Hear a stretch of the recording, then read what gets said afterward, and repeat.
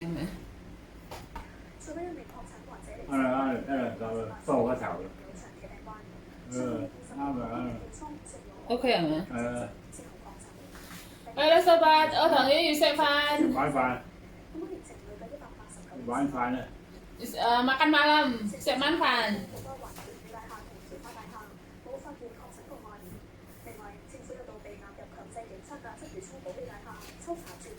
Lendrang lupa sobat ya. Dan ini ada tumis koro.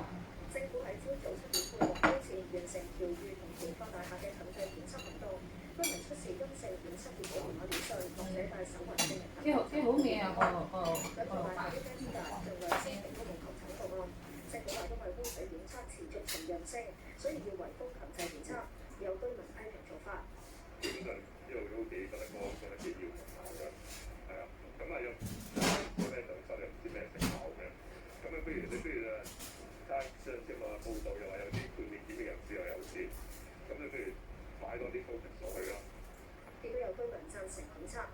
每個市民自己嘅生命安全啦。咁如果你係都珍惜自己生命嘅話啦，政府都需要咁做嘅。有大約1700名居民接受檢測，冇發現確診個案。喺成個行動入面，政府人員喺兩座大廈合共到訪645戶，當中37戶冇人應門，政府話會再作跟進。另外，東區民政事務處、警方同醫療輔助隊朝早大約7點到冇啦，辣嗰頭真係隻眼紅啊！要少少。少啦。抽查咗110名居民，有25人違反強制檢測公告，被定額罰款5000蚊同發出勤檢令，需要再做檢測。無線電視記者李日坤報導。南韓通過批准使用英國阿斯利康疫苗。南韓星期2舉行疫苗模擬。阿六都翻工嘅，因為打電話先。係啊，我頭先打電話，唔知。我話你唔使翻工咩？翻工唔會話。聽日咧，都係翻工啊嘛。當局認為冇報告顯示公立人士接種呢一款疫苗之後出現嚴重不良反應。咁食到嘅嘢。為65歲以上人士注射嘅時候，應根據接種者健康情況謹慎判斷。南韓單日再多4人感染新冠病毒，輸入6日再次回升到超過400宗，大部分屬於社區感染。當局話疫情第3波大流行未有明顯放緩，擔心春節假期之後會反彈。日本東京都再多491人感染新冠病毒，連續4日徘徊喺500宗以下。首相菅義偉同政府官員同埋執政自民黨成員開會，表示喺確認疫苗安全有效之後，將喺下個星期中起為民眾接種。日本政府已經分別向英國阿斯利康藥廠、美國輝瑞同莫德納藥廠訂購疫苗，足夠為約1億5000萬人接種。共同社報道，由於日本注射輝瑞疫苗嘅特殊針筒唔夠，令到每一樽疫苗原定抽取6劑降到5劑，或者會令到接種疫苗嘅人數較預期少。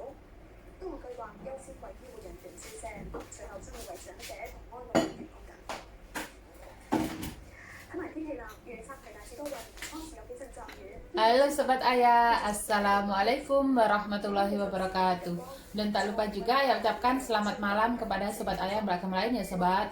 Dan langsung aja Sobat ya, jangan lupa berdoa, temenin Ayah makan, serta malam hari ini Ayah sama kakek mau mukbang tumis koro Sobat ya. Jadi oseng-oseng koro.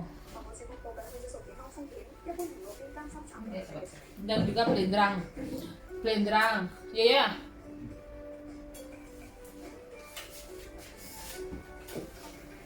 Belindrang.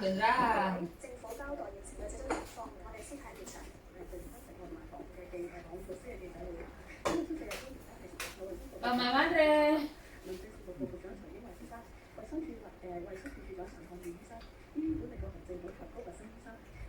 Wah, thấy một đôi có phản. Có phản này.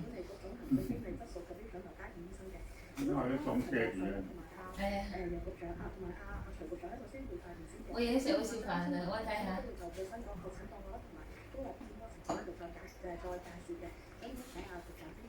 好，各位傳媒朋友，各位香港市民，大家好。今日咧同大家講一講疫情嘅發展啦，同埋咧喺6月之後咧各項嘅社交距離措施嘅安排。咁當然咧，今日我同民政事務局局長咧都喺度，咁亦都會同大家總結一下啦過去幾個星期嘅一啲檢測嘅一啲行動。判方面咧，睇翻過去一個月咧，我哋嘅抗疫策略咧，其實咧都係盡力咧係走喺疫情之前嘅。我哋亦都透過密集式嘅大規模嘅強制檢測咧，係去盡早截斷任何一啲隱形嘅傳播鏈。咁我哋得到嘅數字咧，亦都話到俾我哋聽咧，呢個策略咧都係成功嘅。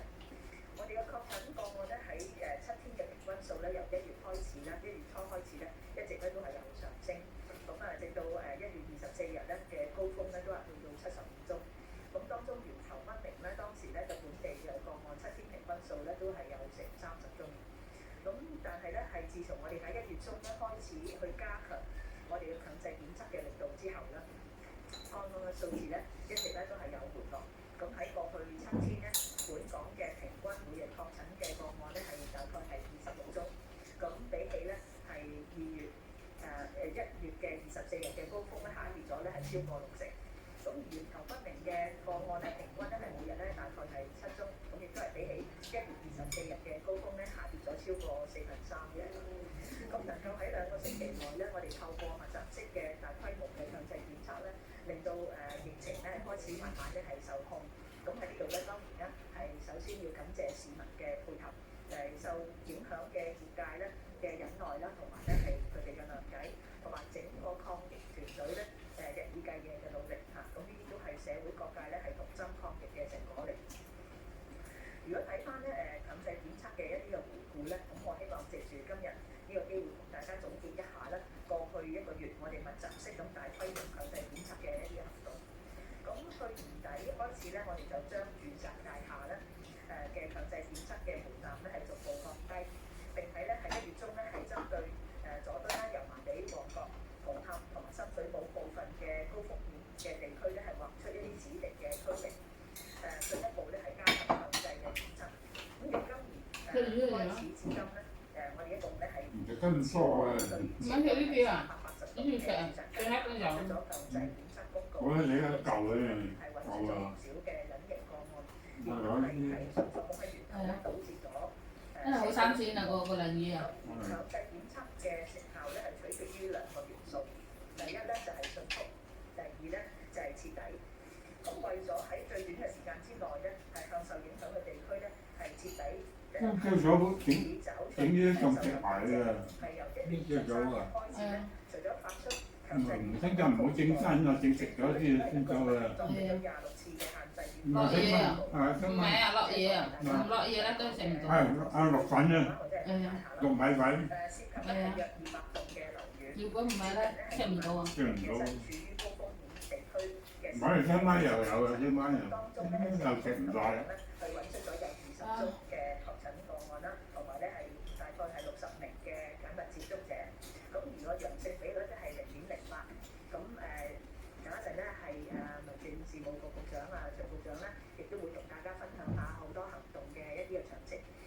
咁我亦都係感謝市民嘅配合嘅，同埋係各位同事例如係醫療輔助隊嘅努力，喺檢測服務承辦商嘅支持啦，同埋咧喺每一次嘅限制與檢測宣佈行動咧，都能夠以最短嘅時間咧係完成。咁喺防疫抗疫嘅同時咧，係將市民造成不便咧嘅情況咧係減到最低嘅。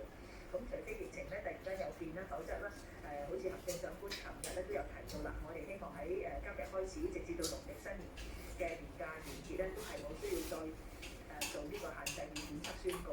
咁但係咧我哋嘅檢測嘅工作咧係唔會停嘅。咁我哋都會繼續對於出現一啲確診個案嘅大廈咧係發出強制檢測公告。咁我亦都呼籲相關嘅居民咧係要遵從公告嘅要求啦，係進行檢測。咁政府咧都會係嚴厲執法嘅。咁包括進行一啲突擊嘅檢查，或者係一旦發現咧，如果係冇遵從到有人冇遵從到一啲檢測嘅公告嘅話咧，都會咧係發出5000蚊嘅定額告票。咁喺過去一段時間咧，我哋都發出咗63張嘅告票。咁我哋期望市民咧合作同埋自律。咁跟住落嚟咧，就講一講咧係放寬餐飲業務同埋表列處所嘅限制啦。整體嚟講咧，我哋目前咧係對疫情嘅睇法咧都係審慎樂觀嘅。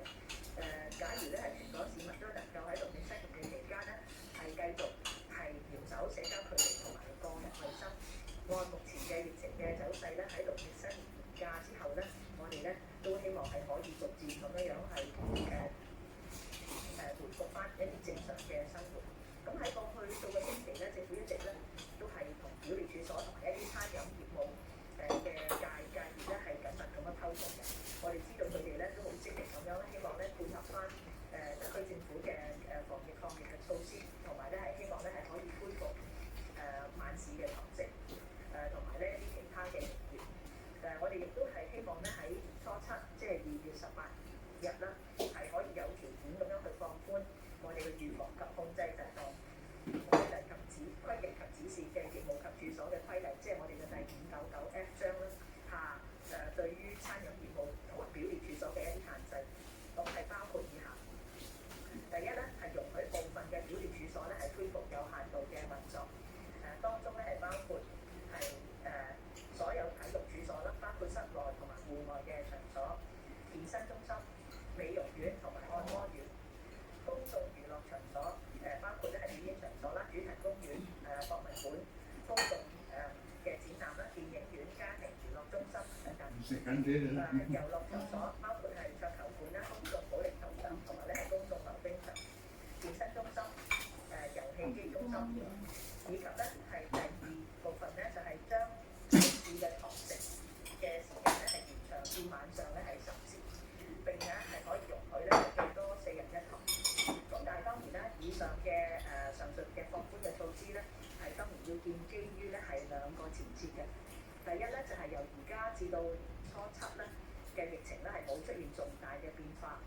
第二咧就係相關嘅負責人咧係除咗係繼續係要遵守以往呢啲嘅措施，好似包括係人數啊、場地限制啊、佩戴口罩啊、量度體温啊、提供一個消毒嘅潔手液啊、保持距離啊等等之外咧，亦都係必須咧係遵守最少咧係2項新增嘅防疫措施嘅。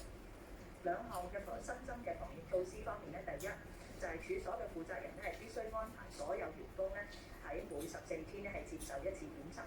咁員工咧亦都係需要咧係保留相關嘅陰性檢測結果證明，去供執法人員咧係查核嘅。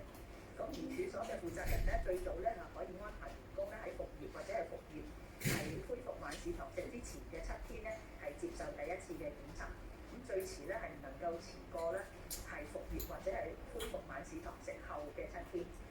咁換句話説咧，係打算喺年初7、2月18日復業嘅處所同埋恢復晚市堂食嘅食肆咧，處所嘅負責人咧都係必須安排員工咧喺2月11日至到2月15日接受第1次嘅檢測，然後咧每14日咧係再接受檢測。咁員工咧係可以選擇到社區檢測中心係接受檢測。頭嗰3個月咧，我哋咧係會於社區檢測中心咧係免費為呢啲員工咧係提供檢測嘅服務。咁而員工咧亦都係可以喺郵局港鐵站設置嘅自動派發機啦，或者係醫管局嘅指定普通科門診診所咧，去免費索取咧深喉唾液嘅樣本收集包嘅。咁亦都係咧可以將樣本咧係交翻去一啲指定嘅收集站。咁相關政策部門咧都會按情況去考慮繼續現時咧為個別界別咧業界咧去提供嘅檢測。Nah sobatku, alhamdulillah ya, makan malam saya sama kakek yaitu blendrang lupa sama tumis koro sobat ya, koseng koro.